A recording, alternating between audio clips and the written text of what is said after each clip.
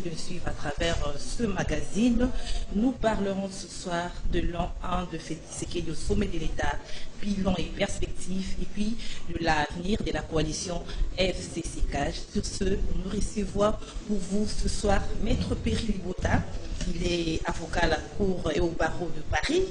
Il est porte-parole de l'UNCKH en France et directeur de cabinet adjoint du ministre des Affaires foncières. Bonsoir, maître. Bonsoir, madame.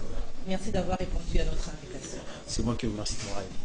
Alors, je vous ai présenté comme porte-parole de l'UNCKH en France, c'est ça? C'est bien cela, oui. Alors, vous nous dire comment se porte l'UNC? L'UNC, le parti cher à l'honorable Vital Kamerhe, se porte très bien. Comme vous le savez, l'UNC, ce n'est plus un parti à présenter. Et c'est un parti qui compte parmi le plus grand parti de cette République, sinon le plus grand parti de la République aujourd'hui. Et à juste titre, vous m'avez présenté en tant que porte-parole de l'UNC France, dont je suis. Je suis secrétaire fédéral adjoint de l'UNC France, chargé de la communication, donc porte-parole, UNC France et CACH.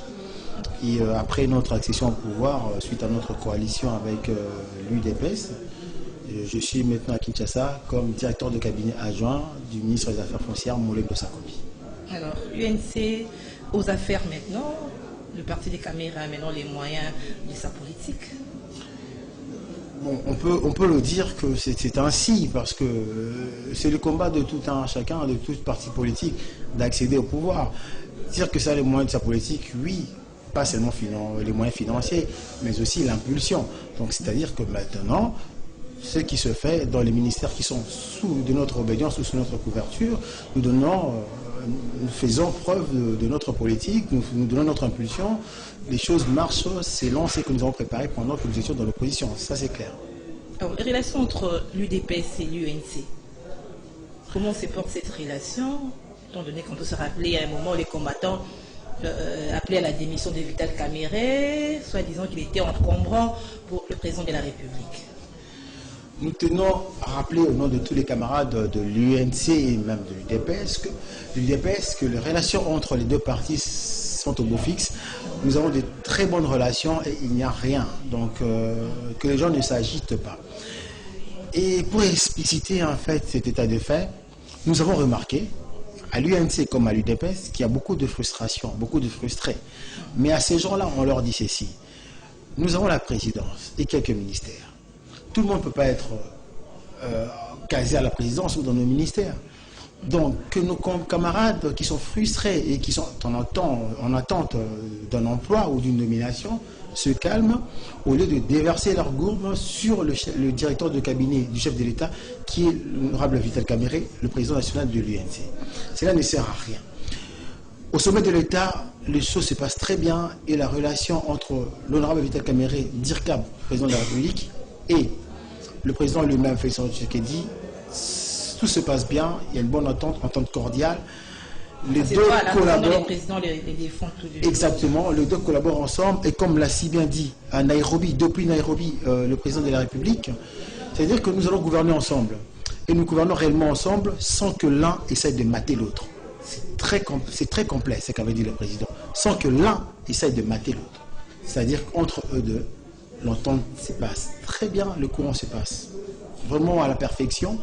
Le DIRCAB joue son rôle de directeur de cabinet. Il n'est pas au-dessus du président de la République. On n'a qu'un seul commandant en chef, c'est le président de la République qui est Félix Tshisekedi. Mais il est encombrant, comme l'a dénoncé les combattants. Encombrant avec tout ce qu'il y a eu comme affaire, 15 millions, non. Rétro-commission. Encombrant, on peut mettre ça dans les comptes des mauvaises langues. Encombrant par rapport à quoi?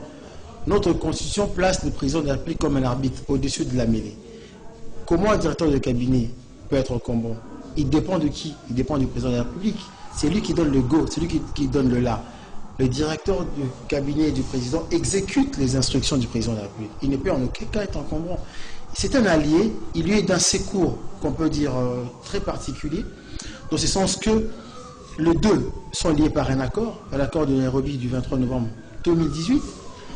Nous respectons cet accord comme le président Félix Tshisekedi aussi le respecte.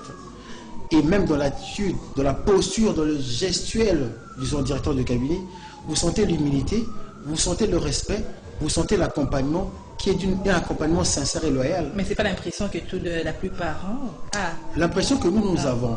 Et ceux qui ont une autre pression et qui ont un autre son de cloche, ce sont que des frustrés. Parce que je ne vois pas comment une personne qui a la confiance de son chef, qui est en l'occurrence le président de la République, peut être frustré. On peut interpréter son accompagnement d'une manière contraire ou négative à ce que le président lui-même dit. Le président l'a répété même à Londres. Vital Kamerhe est son directeur de cabinet. Ça disait tout face à ce groupuscule monté de toutes pièces pour scander n'importe quoi. Et c'est à ces gens-là, nous balayons leur frustration des revers de la main et nous disons à tous ces gens-là de se calmer et que le pays est vraiment gouverné par un duo, un tandem qui donne une impulsion positive et nouvelle à cette République. Nous devons les soutenir au lieu de chercher à les diviser. Au contraire, nous devons accompagner cet élan. C'est une chance, une opportunité que le Congo a actuellement. Alors saisissons cette balle au bon et allons ensemble dans un nouveau courant. Alors, qu'est-ce que vous répondez à ceux qui disent que les directeurs des cabinets vont un peu au-delà de ses prérogatives? Les prérogatives du directeur de cabinet sont bien établies dans une ordonnance et il respecte à la lettre et même à la perfection ses attributions. Tout ce qu'il fait, il est fait au nom du président de la République et il ne peut jamais aller au-delà de ce que la loi l'autorise à faire. Alors, je l'ai annoncé au début, nous parlons de l'an 1 de Félix Tshisekedi au sommet de l'État, présent de bilan et les perspectives. Maître Perry Lebota, que je rappelle qu'il est porte-parole de l'UNC Cash en France, alors que des Congolais attendaient célébrer avec faste cette première année de l'accession de Félix Tshisekedi à la tête du pays. Mais comment vous expliquez qu'il n'y ait aucune manifestation? Pour le bilan, c'est ça. Votre question répond à ce qu'on appelle le bilan de la première année de la présidence. Oui, le bilan, oui, mais d'abord, pourquoi il n'y a pas eu une manifestation? Tout le monde croyait, parce que ça a été annoncé qu'il y aura une grande manifestation et du coup, c'est un silence. Écoutez, madame, la manifestation, comme vous le dites, est bien venue avant. Souvenez-vous, cette première année a été marquée par une mesure phare, qui est la gratuité de l'enseignement primaire et secondaire. Alors, les parents ont déjà jubilé avant même les 1 an. Donc, pour nous, c'est juste un an, c'est juste une date fixe qui revient au 24 janvier 2020. Mais pour nous, cette fête a déjà été célébrée avec l'effectivité de la gratuité. Donc, allez demander aux parents, allez demander aux familles comment ils sont contents, comment ils jubilent, comment ils sont heureux d'accueillir cette mesure dans leur foyer. Cette mesure qui a soulagé beaucoup des ménages. Donc, pour nous, c'est déjà la fête.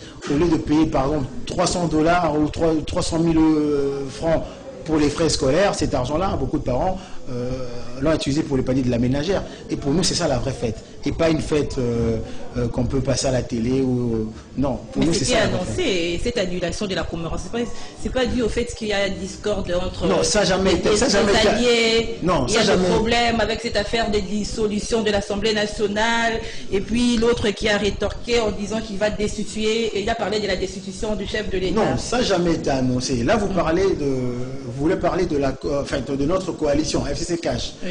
Bon, on n'a jamais prévu de faire une fête. D'ailleurs, même nous-mêmes avons dénoncé cette initiative à l'époque d'établir un billet de banque pour fêter cela. Non, le Congolais n'a pas besoin de cela. Le Congolais a besoin de vivre cette alternance, a besoin de vivre nos mesures. Le Congolais n'a pas besoin de symbolique. Le Congolais a besoin du vécu. Donc, annoncer une fête, ça n'a pas été dans notre programme, nous ne l'avons jamais fait. Pour nous, ce que nous considérons comme justement une fête, c'est la mesure de la gratuité. C'est ça notre fête. Et aller avec votre micro-baladeur dans des familles congolaises, ils vous diront qu'ils sont très contents, très heureux d'accueillir cette mesure. Alors, c'est que vous avez retenu comme bilan positif pour l'an 1 la gratuité. C'est une mesure phare. Mais n'oublions pas, il y a aussi la paix à l'Est. Et c'est aussi l'occasion pour moi aujourd'hui de demander à la population congolaise de soutenir les efforts des FARDC qui, sous l'impulsion ou sous le commandement de notre chef de l'État, nous avons les résultats sur le terrain. Souvenez-vous de Médina qui a été un bastion des ADF Nalou. Aujourd'hui, ces bastions est repris par les FARDC. Donc nous encourageons nos forces armées pour les efforts qu'ils sont en train de fournir et de déployer à l'est du pays pour qu'enfin nos frères de Béni et des contrées aux alentours puissent vivre dans la quiétude et puissent vaguer librement à leurs occupations. Donc voilà encore une des mesures phares de ce quinquennat qui est le combat mené par nos forces armées à l'est du pays dont les résultats sont palpants aujourd'hui. Là, vous parlez déjà des bilans par rapport à l'an 1. Nous ne pourrons parler que de bilan. Nous ne pourrons parler que de bilan. Alors, parce qu'on avait promis des actions, sans compter les routes, les ponts que nous avons construits. Mais le bilan est très positif. Les routes, les ponts inachevés. Vous savez, le saut de mouton, parlons-en. Il y a au moins 7 constructions de ce type dans la capitale. On a connu un problème de décaissement. Et cela sera résolu très vite dans les prochains jours, d'autant plus que tout le monde est au courant de cette histoire, de ces problèmes, et les ministres en question ont été saisis, et les décaissements à venir sera là, et bientôt vous verrez la concrétisation et la finition des travaux. Entre-temps, c'est la population qui en souffre et nous allons des promesses en promesses. Finalement, l'an 1 a été marqué par des promesses en promesses du chef de l'État. Ce n'est pas une promesse, madame. Considérons cela comme un accouchement. L'accouchement a toujours été difficile. La grossesse, on a toujours attendu. Mais comme on sait que c'est 9 mois et après tu verras ton bébé. Mais quand le bébé arrive, toute la famille jubile. Donc le 9 mois, on peut l'étaler dans, disons, cette construction, on n'a jamais fixé vraiment un délai. Les délais étaient là, mais on a connu des décaissements des fonds. Ce problème est en train d'être résolu et bientôt, dans les prochaines semaines, vous allez utiliser ces infrastructures comme cela a été prévu. Alors, Maître Pierre, j'aimerais avoir votre point de vue, votre commentaire par rapport au bilan des chefs de l'État, parce que certains parlent d'un bilan mitigé. Alors, nous allons point par point. Prenons les volets politiques. Le bilan est positif ou négatif? Quant à nous, sur ces volets politiques, il y a 2 accords. Accord cash, Cap pour le changement, et accord FCC cash. En ce qui concerne l'accord cash, UDPS, UNC, tout se passe bien, comme je l'ai dit tout à l'heure. Bien qu'il y a des combattants, comme on l'a soulevé aussi. Les combattants n'engagent pas les partis. Je l'ai répété, madame, ne confondons pas les instances ou la hiérarchie de nos partis avec nos frustrations. Je répète bien le mot frustration. C'est normal d'être frustré. Nos combattants de l'UDPS comme de l'UNC, beaucoup attendaient un emploi. Vous savez que dans notre pays, nous souffrons de l'emploi parce que la plupart des activités au pays sont des activités informelles. Et l'État devait être le premier pourvoyeur d'emploi. Et cela est en train d'être fait. Nous restructurons. Ce matin, j'ai été à un atelier organisé par le ministre d'État des Ressources hydroélectriques et de l'électricité sur l'eau. Donc l'énergie, le jour où on réformera, nous sommes en train de réformer ces secteurs-là, nous allons créer de l'emploi et ainsi de suite dans plusieurs secteurs qui engagent notre vie. Donc c'est une question de temps. En un an, nous ne pouvons pas résoudre la catastrophe que les Congolais ont vécue durant des décennies. Accordons le temps au chef de l'État. Ça peut prendre encore combien d'années? Nous avons un mandat de 5 ans, il nous reste 4 ans. Encore 48 mois, nous allons essayer d'avancer dans ce que nous avons promis. Il n'y a pas risque qu'on atteigne les 5 années après, attendant encore un deuxième mandat? Nous ne pouvons pas fixer les développements en 5 ans. Nous allons donner une impulsion. Et ceux qui viendront après continueront cette impulsion-là. C'est ainsi que nous devons réfléchir désormais. Parce que si nous fixons, les actions du président juste en 5 ans, alors on dira que ce bilan-là est mitigé. Parce que nous venons tellement dans une gouffre, nous venons tellement de très très loin, et nous devons mettre les actions du président et de ses successeurs dans la continuité. En fait, nous devons fixer des objectifs. On va dire, dans ces 5 ans, nous avons promis ceci, cela. Alors, quand les 5 ans arrivent, avons-nous de réaliser ce que nous avons promis, oui ou non? Oui, et on passe. Donc, c'est ça en palier. Le développement du Congo sera en palier. Pour l'instant, qu'est-ce que nous avons promis? Gratuité de l'enseignement, la paix, amélioration de notre vie sociale, nous l'aurons certainement. Et après, on verra autre chose. Peut-être que demain, on pensera aller à la Lune. Qui sait? Donc, ça sera étape par étape, step by step, comme on dit en anglais. Alors, comme vous confirmez, vous savez quand même que sur le plan social, vraiment, il y a un sérieux problème. Les francs congolais, aujourd'hui, s'échangent à plus de 17. Le panier de la ménagère, là, au moins, c'est un échec total. Non, on ne peut pas parler de l'échec. Revenons encore sur la gratuité. Là où un parent a dépensé 1 franc pour payer les frais de fourniture. Vous appuyez toujours sur la gratuité. Non, mais ça a un rapport avec... si vous allez au marché... Ça a un rapport avec les sociales, madame. Parce que... Même l'argent qu'on a économisé... Le 1 franc que vous aurez épargné, le 1 franc que vous aurez épargné pour payer les frais scolaires de votre enfant, c'est ce 1 franc-là que vous utiliserez demain pour pouvoir vous acheter du manioc ou du poisson au marché. À quel prix? Parce qu'il y a hausse de prix des denrées. Il y a hausse de prix, certes, mais nous travaillons sur cela justement pour pousser les Congolais à consommer sur place et à produire sur place. Parce que vous savez que beaucoup de denrées utilisées ici au Congo sont des denrées importées. Donc il y a des frais de transport, de douane qui augmentent le prix. Et quand on va ouvrir les routes des dessertes agricoles, quand on va doter des moyens nos paysans dans nos campagnes, c'est eux qui vont produire et ces produits-là seront acheminés dans nos villes. Et c'est comme ça que nous aurons la baisse de prix. Tant qu'on n'aura pas atteint ce cercle de production local, on aura toujours ce problème de la cherté des prix. Dans les Congolais, la population doit encore apprendre son mal en patience. C'est très difficile à dire, mais c'est cela. Pour savourer une victoire, des fois, il faut être patient. Alors, nous revenons sur les bilans. Nous étions sur les bilans politiques. Hein. En politique, vous avez dit? Nous étions en politique. En politique, oui. Donc, je continue. Le deuxième volet, c'est l'accord FCC Cash. Accord FCC Cash. Ne marche pas. Bon, c'est toujours des impressions. Par des querelles. Non, on peut dire des incompréhensions surtout de la part de notre partenaire FCC, qui de fois est prompt à la réaction et très réactif sans pour autant aller au fond de la problématique. Mais en gros, tout se passe bien. Comme vous le savez, dans notre pays, le président est au-dessus de tout cela, au-dessus de la mêlée. Les chefs, le Premier ministre Sylvain Seydou Kamba est sous sa direction et sous son autorité. Il conduit le gouvernement et comme l'a si bien dit aussi le président de la République, jusqu'à ce jour, tout se passe bien et contrairement à ce que racontent les uns et les autres, nous allons essayer de cheminer ensemble, nous avons accepté la coalition et nous ferons en sorte de donner la chance à ce que cette coalition marche. Et de notre côté, nous sommes très ouverts, nous sommes sincères et nous essayons d'aller ensemble pour qu'enfin nous puissions avoir un résultat très positif, un résultat que tous les Congolais vont s'y satisfaire. Alors, avec tout ce qui se passe, querelles, qu'on s'occupe de la population, cette première année a été plus marquée par des querelles. Là, il faut le reconnaître, maître. Non, querelles au sein de la coalition. Est-ce qu'on ne peut pas donner raison aujourd'hui à tous ceux qui ont clamé que la coalition était contre nature? En fait, au début, on peut penser cela. On peut penser cela, mais on sort d'une période très trouble.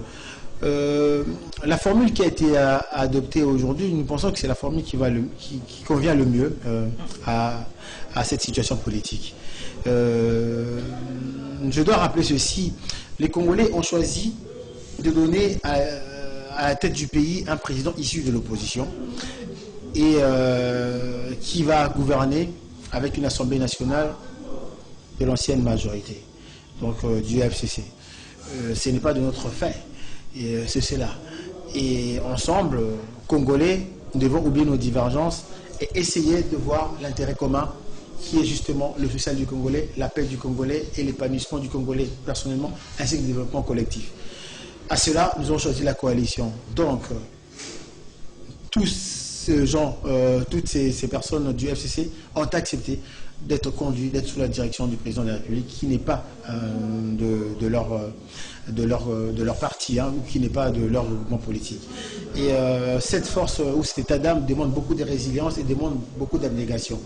Et quand nous avons accepté cela, eux aussi, je pense que ces querelles qu'on peut voir d'ici et là, ça peut être que des mésententes ou des incompréhensions individuelles. Et nous appelons à chacun de nous à se surpasser et à avoir l'intérêt commun, avoir l'intérêt de la nation pour qu'ensemble, justement, nous puissions travailler pour le Congo. Et à cette allure, Maître Perry, est-ce que cette coalition FCC Cash va tenir 5 ans? Parce qu'en une année déjà, il y a eu beaucoup de problèmes. Madame, il n'y a qu'une seule condition pour que cette coalition tienne, c'est la sincérité. C'est la sincérité. La sincérité des uns des autres. aujourd'hui, je peux dire que de notre côté, nous sommes vraiment sincères. Et vous le voyez, s'il y a un problème, De ça votre vient côté. Le FCC, composé par l'UNC et l'UDPS, est sincère dans cette coalition. Et nous invitons aussi les autres à l'être aussi. Et dans la sincérité, tout ne peut que marcher. Mais s'il n'y a pas de sincérité, s'il y a certains qui ont d'autres agendas, Qui empêche les chefs d'État de bien gouverner, de bien travailler. le chef de Il y a l'État... des conjoncts, il a lui-même dit à Londres. Non, non, on a mal interprété les propos du chef de l'État. Le chef de l'État a dit ceci clairement. Il a dit pour Il y l'instant... a certains ministres qui m'ont dit... Il a dit pour l'instant tout se passe bien. Qu'il y ait des ministres qui aient signé des ordres de lettres de démission ou autres, on ne sait pas. Mais on est au courant, ça peut être le cas. Mais le président dit ceci. Il n'est pas question de parler de la dissolution de l'Assemblée nationale à ce jour. Mais si on l'y contraint, c'est de son pouvoir. À l'article 148 le lui autorise. Il le fera. Mais pour l'instant, ce n'est même pas d'actualité. Alors, nous avons vu la présidente de l'Assemblée nationale, Madame Janine Mabunda, qui a été prompte à répondre à cette déclaration. C'est d'ailleurs qui était une faute. Hein. Pour nous, c'est un comportement irrévérencieux de sa part, qui mérite excuse et même sanction. Mais bon, c'est au président de la République d'en juger. Et je pense que cette page est déjà tournée à ces jours. Et c'est une mise en garde, hein, et que les uns et les autres fassent attention à leurs déclarations et doivent savoir qu'il n'y a qu'un seul chef ici, c'est le président de la République, à qui nous devons beaucoup de respect, beaucoup de respect. Et ce n'est pas un ami, notre destin est entre ses mains. Et le jour où il décidera de la gravité de la crise, d'ailleurs, il est le seul à en décider, personne ne lui empêcherait de dissoudre cette assemblée. Mais pour l'instant, ce n'est pas à l'ordre du jour. Il sera destitué, comme l'a dit la présidente de l'Assemblée nationale. Non. J'aimerais un peu avoir votre lecture, étant que juriste. En tant que juriste, justement, pour arriver à la destitution, il y a des préalables. Il y a des préalables pour arriver à la haute trahison. Et le président n'est pas un enfant de cœur pour tomber dans cette erreur-là. Donc les conditions doivent être là, doivent être effectives, et l'intention aussi doit être caractérisée. Ceci est tellement loin du président de la République qu'on ne tombera même pas dans ce piège-là, si piège il y a. Donc nous lançons juste un appel au calme, et cette page est tournée. Prenons cela dans le compte des malentendus ou des incompréhensions. C'est plus à l'ordre du jour. Donc c'est plus à l'ordre du jour. L'Assemblée est là. Nous sommes dans une coalition. Nous sommes sous l'autorité du président de la République. Tous, main dans la main, essayant de soutenir ces actions et afin de sortir notre pays de ces difficultés légendaires dont il était plongé depuis des années. Mais on a quand même noté on l'a entendu, les chefs d'État, il y a certains de votre coalition qui empêchent les chefs d'État à réussir son mandat. Alors, ma question est de savoir qu'est-ce que doit faire le président de la République, Tshisekedi, pour réussir son mandat de 5 ans. C'est clair, le président l'a dit. S'il a nommé un ministre, parce que c'est lui qui nomme, hein, c'est le président de la République qui nomme le ministre qui lui l'aura nommé. Si ce ministre se méconduit ou ne respecte pas ses instructions qui tentent à pousser les Congolais vers l'émergence, il sanctionnerait par un stylo rouge. Donc, ce ministre sera viré du gouvernement. Une autre promesse. Ce n'est pas une promesse. On a entendu des boulonnais jusqu'à présent. On attend toujours des déboulonnements. L'entendement. Aujourd'hui, c'est bic rouge, stylo rouge. Le président, quand il dit, il le fait.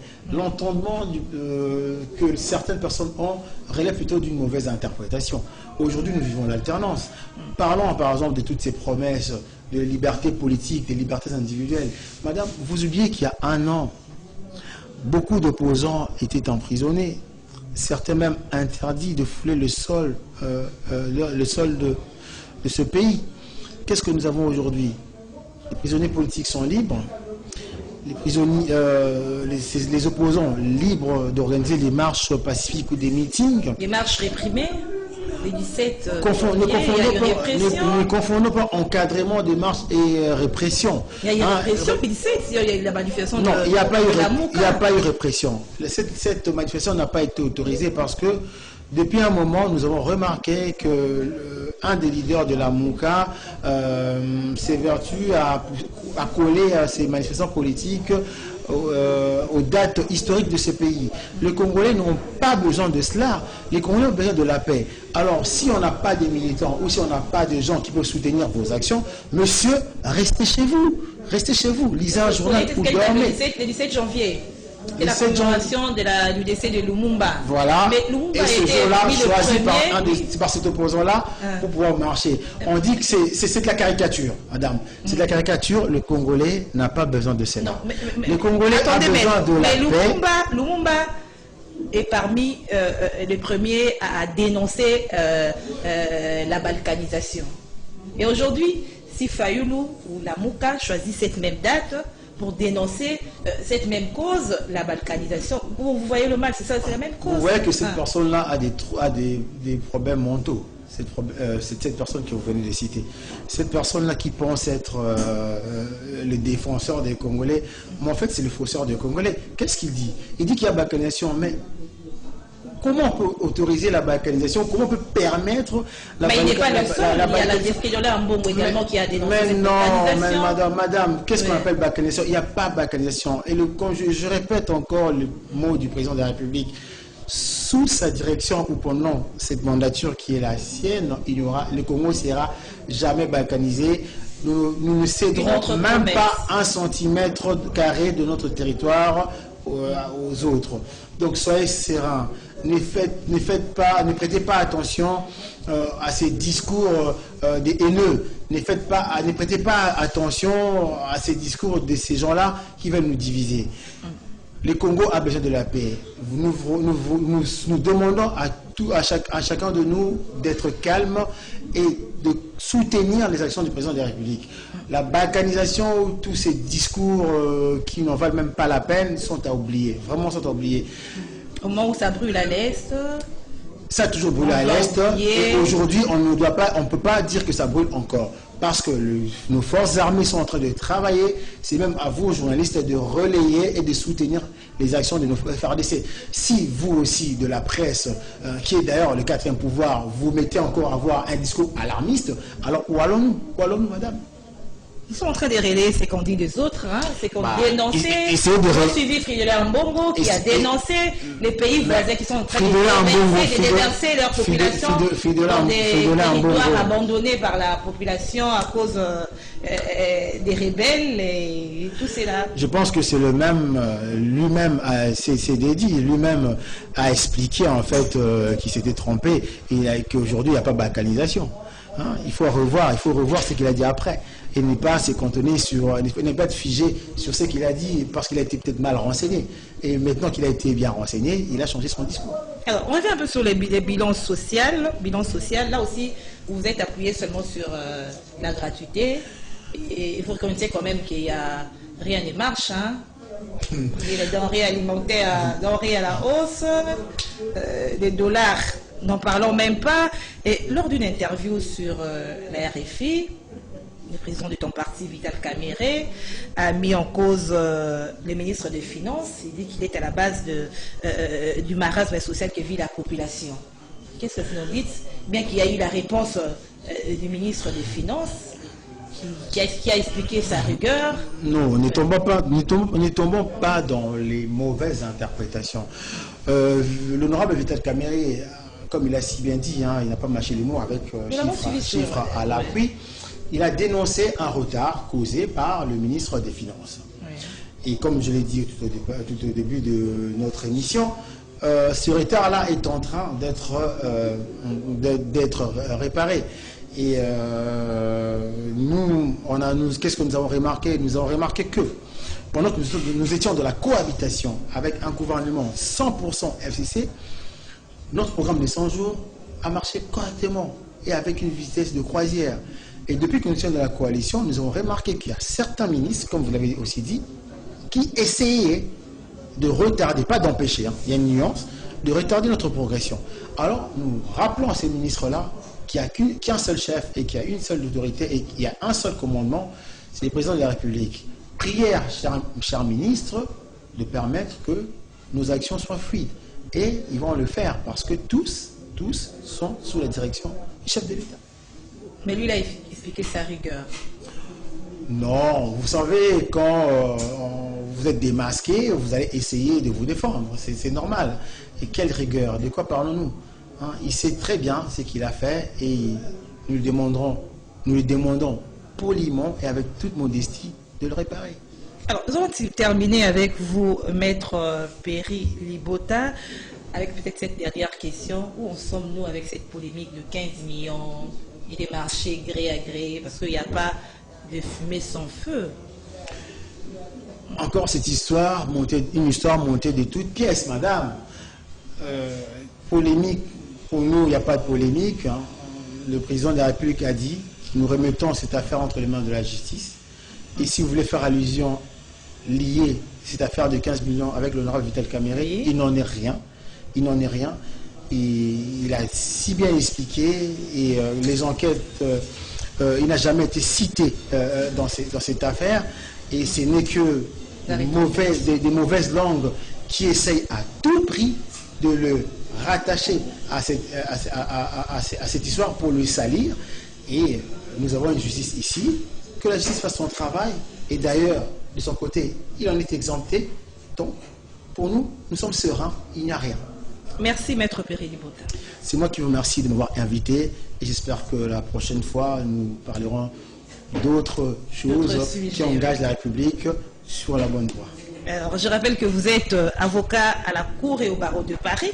Vous êtes porte-parole de l'UNCKH en France et directeur de cabinet adjoint du ministre des Affaires foncières. C'est bien cela, madame. Et c'est la fin de notre magazine, fidèles téléspectateurs. Nous nous retrouvons au prochain numéro. Au revoir.